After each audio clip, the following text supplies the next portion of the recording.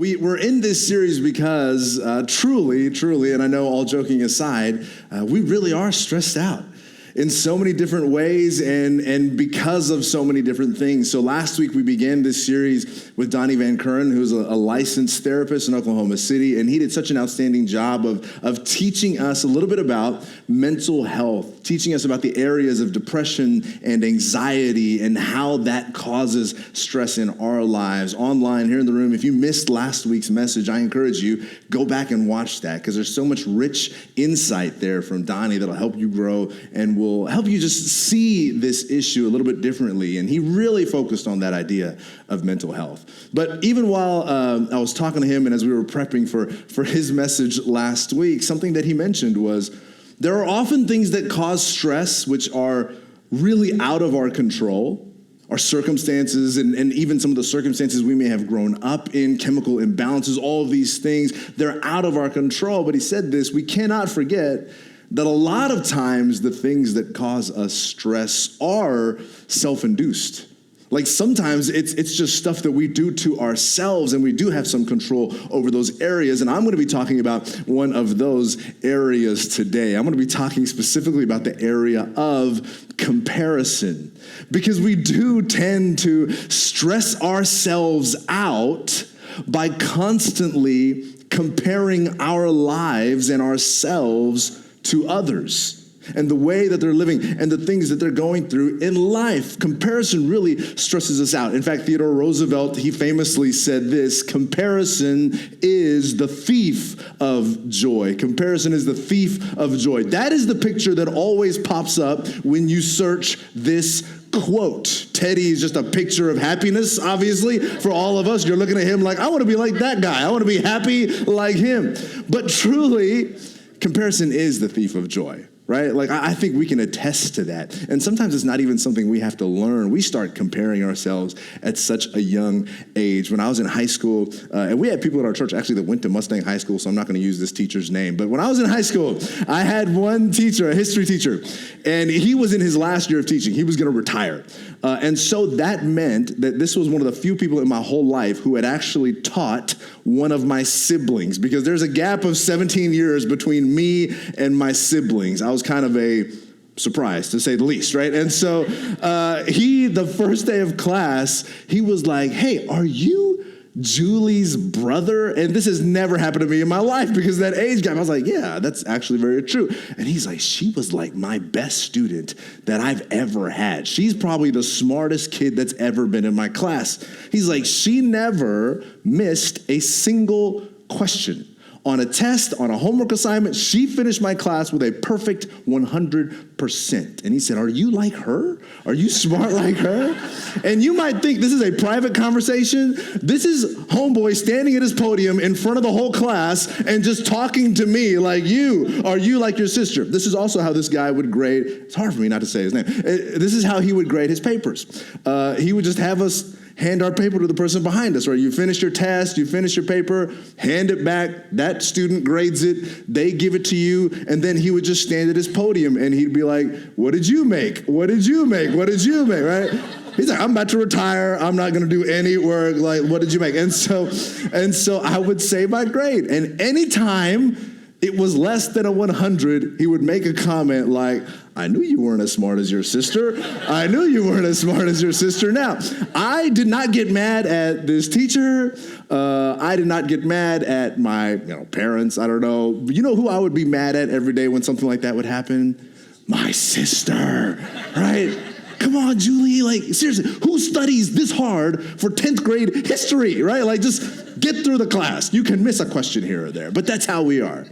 Even from a really young age, we kind of learn to compare ourselves to others, don't we? So I don't want this series to be something abstract or hypothetical, just real-time confession here. How many of you, I want to see you raise your hands, have ever compared yourself to somebody else? Maybe on the basis of your look. I'm not even there yet, all right? Like, maybe it's on the basis of your looks, like that person's more attractive than me, better teeth, better hair, better physique, maybe the car they drive versus your car, the house they live in, how smart they are, maybe it's on their GPA, how good of a parent they are, oh, look at their kids versus my kids. Like, in any area of life, raise your hand, who has ever compared himself to somebody else. All right, I knew it, right? I knew that was going to be the answer because we all have this sickness. We all have a problem. I wonder how many of you were even thinking, yeah, I do that, but I bet I'm worse than everybody else in this room. I bet I compare more than everybody else here.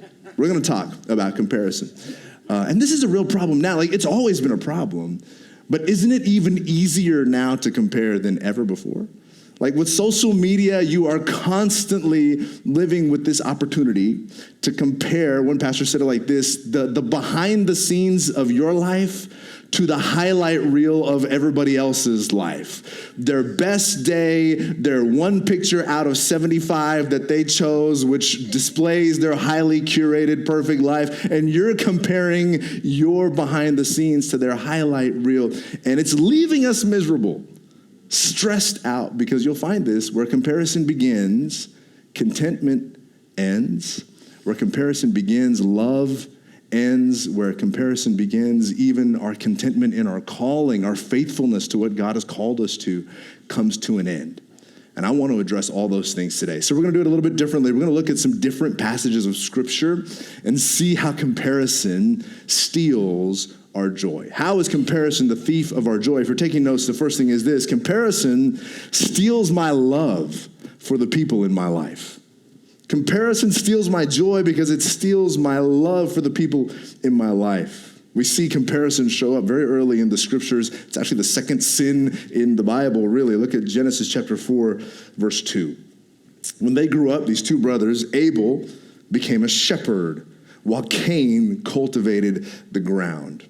That's already triggering for some of you, right? The idea of comparing your job to your sibling's job is already like, you already got me, Pastor. I'm already stressed out. So Abel became a shepherd. Cain cultivated the ground. When it was time for the harvest, Cain presented some of his crops as a gift to the Lord. Abel also brought a gift, the best portions of the firstborn lambs from his flock. The Lord accepted Abel and his gift, but he did not accept Cain and his gift. And this is important. This made Cain very angry, and he looked dejected. Now, the first thing we got to ask is, why did God look favorably upon one gift and not on the other? And I think the key is in that word, firstborn. Firstborn. The Bible talks a lot about your first fruits and in being generous to God with your first fruits. But first fruits carry this idea of being fully dependent on God. It carries this idea of recognizing that God is the one who gives us everything that we have, and that we are simply stewarding the gifts of God. And so Abel recognizes this, but Cain does not. Cain doesn't give with a generous heart or a generous soul. He gives more out of obligation. It's kind of just something he's supposed to do. So it says that he brought some of what he had, while Abel brought the first and the best. And anyone who's generous kind of knows this. There's something that happens inside of the heart of a generous person. You're so dependent on God, trusting God. You live at peace. You recognize that God is the provider. There's peace, there's love, there's joy that floods your heart. And I think what really happens here is Cain looks at his brother Abel and he's like, I want that. I want to please God. I want this love and joy and this peace to flood my heart. But right now, what I'm feeling for some reason is pain and jealousy and envy. And so he looks at his own brother and begins to dehumanize his brother, doesn't he? His brother is no longer a person, he is a problem. And if I can just get rid of this problem, then maybe it'll make me feel better. Notice what Cain doesn't do. He just gets very angry. He is dejected. He doesn't even look within himself. He's angry at his brother. But he doesn't stop and think, hey, Cain, could we have done a little bit better here? Should we be a little bit more generous? Are we not seeing God the same way our brother is seeing God? Is there something in my life that I got to work on, that I got to work with? And so let's look what happens next. Verse 6. God speaks to Cain. Why are you so angry? The Lord asked Cain. I love that before there were counselors and therapists, God kind of comes in as a therapist. Why are you feeling this way? Why are you so angry? The Lord asked Cain. Why do you look so dejected? You'll be accepted if you do what is right, but if you refuse to do what is right, then you better watch out. Because sin is crouching at the door, eager to control you, but you must subdue it and be its master. God asks Cain, hey, why are you so angry? I have a counselor, and this is a question that he asks me often when I go to him with my challenges or things that I'm facing in life. He asks, Jason, what's the real problem? Like, what's really going on? Why are you so angry? Dig down to the real issues. Because, like I said, what's happening here is Cain is dehumanizing his brother. That's the problem. He doesn't see him as his brother any longer, but a problem that needs to be dealt with. And so, how does Cain respond to God? Like I said, he doesn't look inwardly. He doesn't look at his own life. He doesn't look at what he could change. Instead, what we see is this in verse 8. One day, Cain suggested to his brother, let's go out into the fields. Like God asks him all these questions. Hey, what's the real problem? What's going on in your life? Let's examine your own heart. Let's try to work on yourselves. And Cain doesn't even respond to God. He doesn't want to deal with any of it. He just goes to his brother and says, let's go out into the fields. And while they were in the field, Cain attacked his brother Abel and killed him. Now, there's a lot of hurt. There's a lot of pain in that statement there, right? Let's go out into the fields. Now, for the first time in human history, a person has to practice deception. Like a person has to disguise their feelings on their face. A person has to fake the intonation of their voice. They have to pretend like everything's okay while on the inside they are raging. And he says, come on, let's go out into the field. Rather than dealing with what is going on in his own life, he has to get rid, lie to, deceive his own brother. And this is why comparison is such a dangerous problem, why it kills love in us. Because when I start to compare myself to somebody else, what's going on in my heart is I'm feeling like, okay, if somebody else is exalted in life, if somebody else is doing well, that must mean that I'm going to do worse. It must mean that somehow my life is going to be diminished. Like we get the economy of the kingdom of God wrong. Like somehow if God blesses that person, it must mean that I'm going to be missing out on something. And the psalmist makes it clear to us, right? The cattle on 1,000 hills belong to the Lord. Everything is God's. God is able to bless that person over there and bless you at the same time. Does that make sense? And so we miss that. We miss that. And so what happens when we constantly live comparing ourselves to other people is envy and jealousy start to creep up in our own hearts and in our lives, and we start to dehumanize others. That's not my brother. That's not my sister. That's a problem. And I've got to get rid of the problem. Now, I assume most of you are not going around killing people because of jealousy and envy, but what do? We unfollow people. We defriend people. We leave our community group. We leave a church. We leave a group of friends. Like, I don't like how that person's making me feel. And I'm not going to deal with what's going on inside. I'm just going to assume the problem must be the person.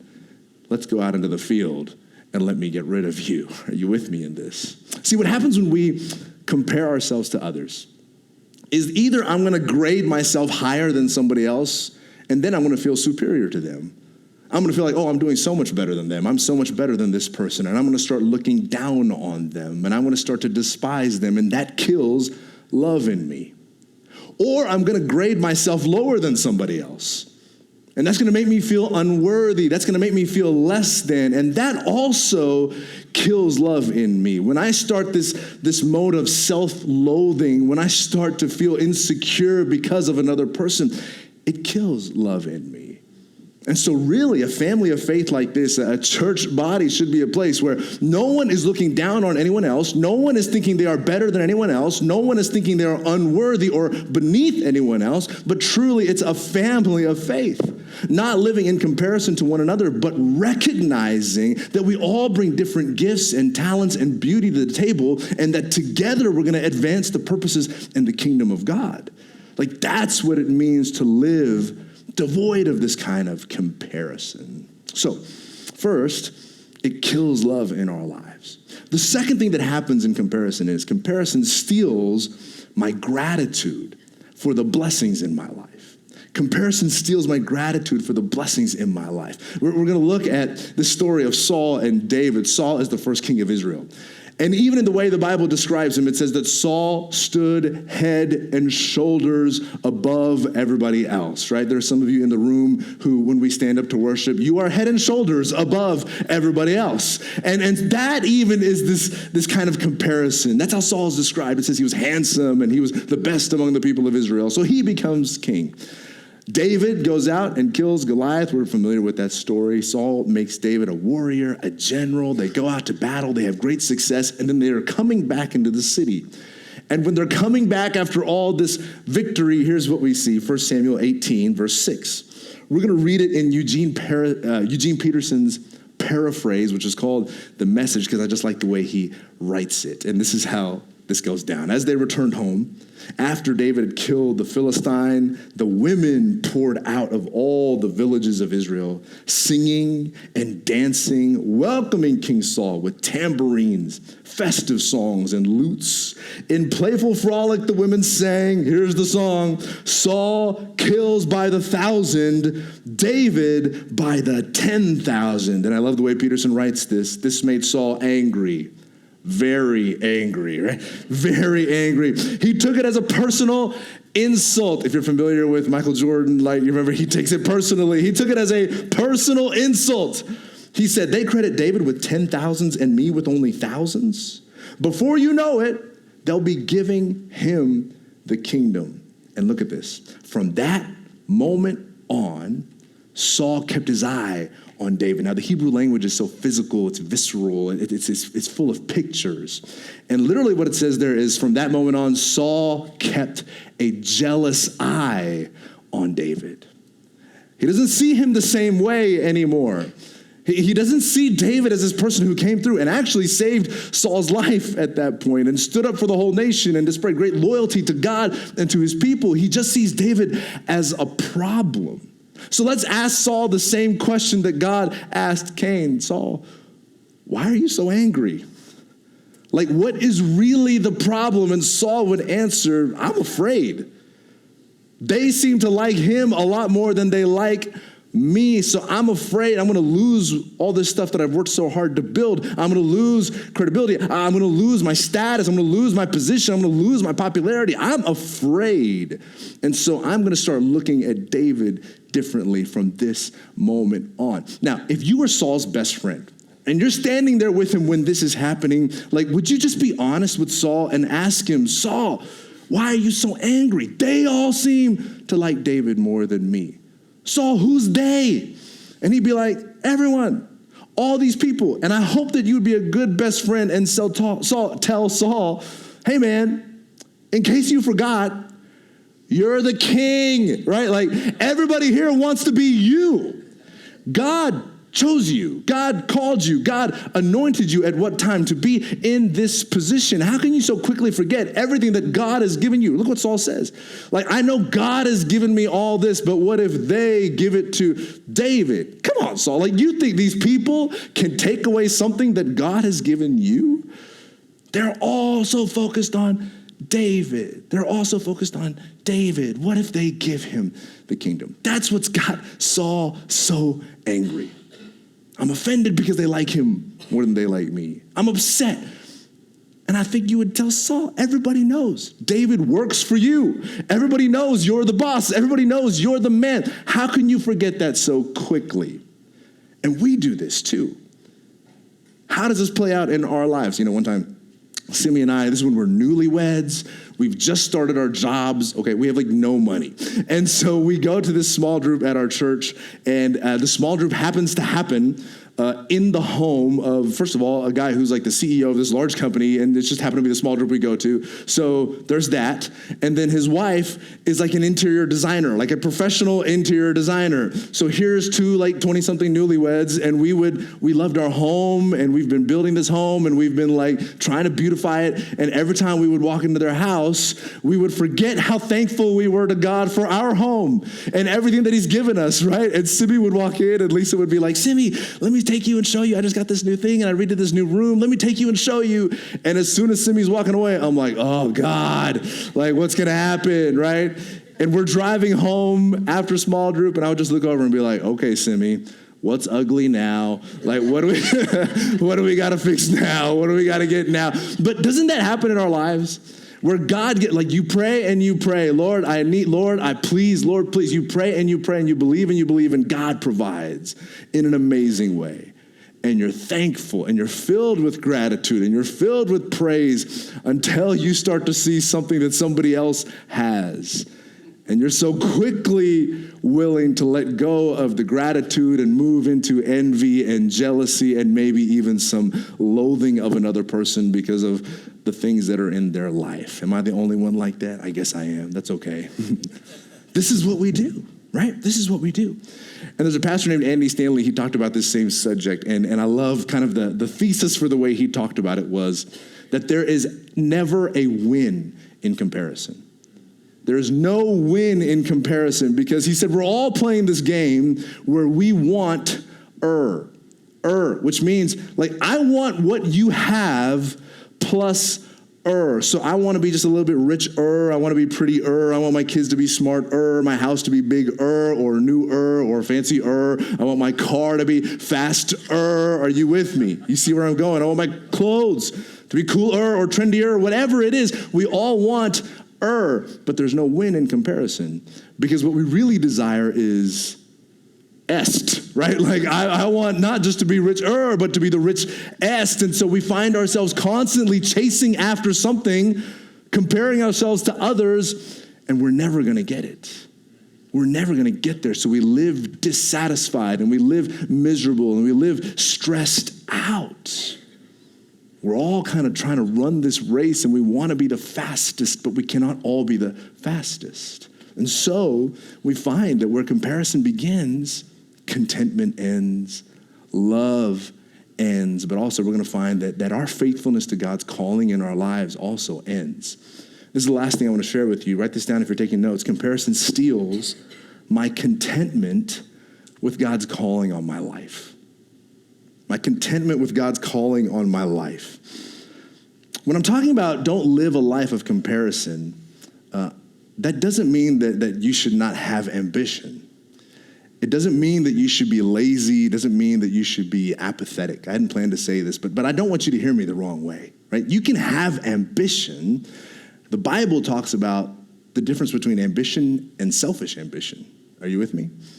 There's a difference between envy and jealousy and simply being a good steward of God's gifts in your life. Be a good steward of your job and your position, a good steward of your talents and your education, a good steward of your family. There's a way to be ambitious without falling into a sinful, selfish ambition that is driven by envy and jealousy. Are you with me? So comparison, it steals my contentment with God's calling in my life. We're going to look at John 3:26. I love this. This is John the Baptist, and his disciples come to him, and what do they say? Rabbi, that man who was with you on the other side of the Jordan, they're talking about Jesus, the one who you testified about, look, he's baptizing, and everyone is going to him. I love John's disciples here, because they're coming and they're like, hey, listen, John the Baptist, like, we used to be number one, man. Like, we had the biggest ministry. We were going to be on the biggest platforms. We had the most followers. Like, we had the biggest church. Everything was going so good, John, till that Jesus guy showed up. That Jesus guy showed up, and I bet, I know how it is. I know his disciples are like, John the Baptist, can you do some miracles? Like, can you do some of the stuff that Jesus is doing over there? He's walking on water and raising dead people. You don't do nothing. You just baptize and yell at everybody. It's not working. It's not working, John the Baptist. So they come, and they're like, everybody's going over there. What should we do about it? More likely, what are you going to do about it, John? And here's what we read in verse 27. To this, John replied, oh, this is so rich. A person can receive only what is given them from heaven. And here he's talking about his calling. He's talking about his vocation, what he's supposed to do with his life. And he's like, listen, I'm doing what God has called me to do.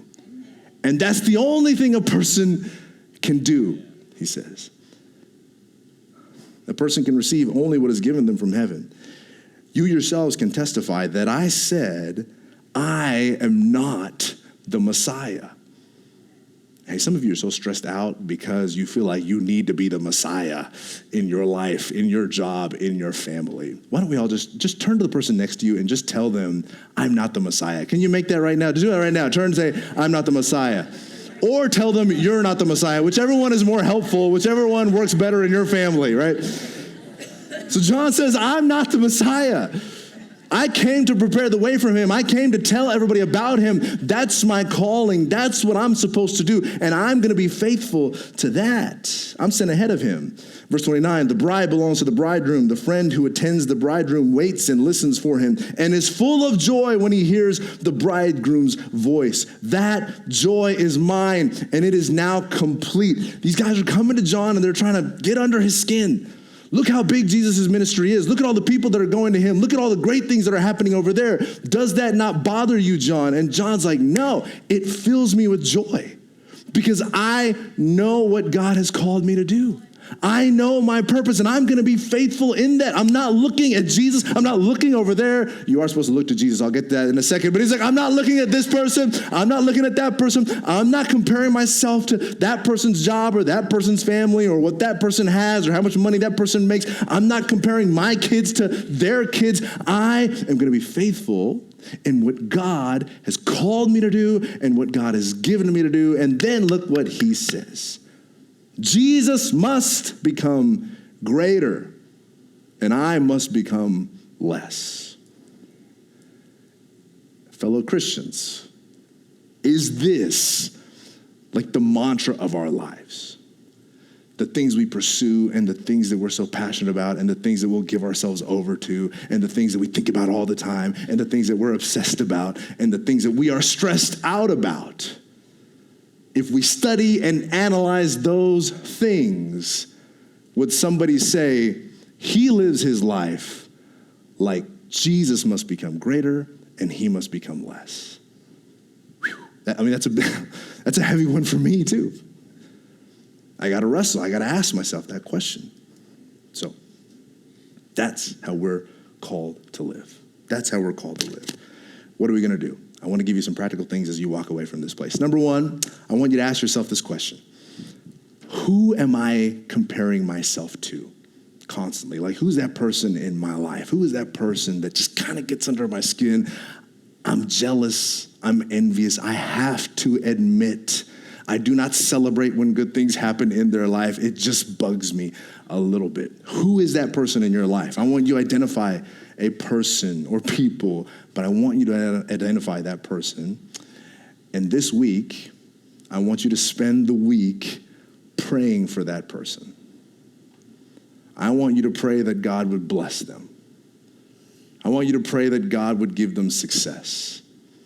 I want you to pray that God would provide for them in incredible ways. Pray for them for weeks. Some of you are like, I'm done now. I was with you up until this moment, preacher, but I'm out now. Pray for them. Pray for them this week. Give yourself over to that. Because here's the point. The point is for something to change inside of us.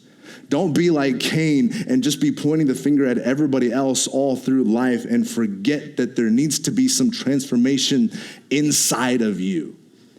We're not just trying to memorize Jesus. We're trying to become like Jesus, right? We're not just learning about Jesus. We want to be more like Jesus. And that's the kind of thing we have to do. Pray for that person. But then I also want you to identify this. Really think about this. Lean into this. Who or what is going to define my worth? That's why we sang a song about being the children of God. And I am who he says I am. Who's going to define my worth? We can never fully follow Jesus if we're always comparing ourselves to somebody else.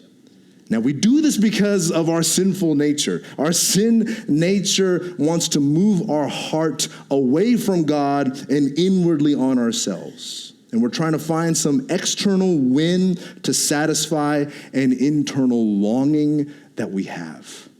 That's what we're looking for. And here's what you got to know. There is no external accomplishment. There is no blessing. There is no relationship. There is no amount of money. There is no satisfaction that ever quenches the inner spiritual longing that we have. We won't find it in anything else. And for many, this is the cause of our unrelenting stress. We want to find what we are longing for in something this world has to offer, and it will never happen. It will never happen. So we want and we want est, and we are running and running and running this race, but only Jesus can satisfy the longings of our heart. Amen? So we end with this, Hebrews 12, verse 1 and 2. Therefore, since we're surrounded by such a great cloud of witnesses, let us throw off everything that hinders. So let's throw off the comparison. Let's throw off looking at them and looking at them. Let's throw off focusing on someone else's life and what God is doing in them or what they've earned through unseemly means, like whatever. Like, let's forget about others. Throw off everything that hinders. The sin that so easily entangles, that envy, that jealousy that's rising up within us, coveting. Let's throw off the sin that entangles, and let us run with perseverance. Those next words are so important.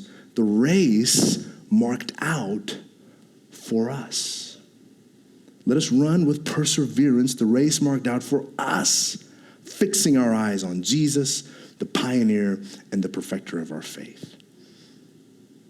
And here's the word that I hope you'll take away. You cannot run somebody else's race. You cannot run somebody else's race, but God has given you a race, and you're uniquely equipped for it. You have the experiences throughout your life that equip you. You have talents that he's given you. You've been uniquely and wonderfully made in a way that he already knew the race that you were going to be called to run. So don't try to run somebody else's race. Right? Don't fix your eyes on social media and try to run their race. Don't fix your eyes on your siblings and try to run their race. Don't fix your eyes on parents. Don't fix your eyes on other families. Don't fix your eyes on somebody else's kids. Fix your eyes on Jesus. On Jesus, the author, the perfecter of your faith, and run your race. And if you feel like, I'm just not measuring up and I'm just not doing good enough and I haven't accomplished enough, get up in the morning and run your race with your family, at your work. Do it with excellence. Give yourself over to it in a way that glorifies God. Run your race. And I promise you that God will do incredible things in and through your life if you will persevere and run with faithfulness the race that he has called you to run. Like, that's what he's given us to do. That's what he's given us to do. Don't be stressed out. Fix your eyes on Jesus and run your race. Amen? Let's pray.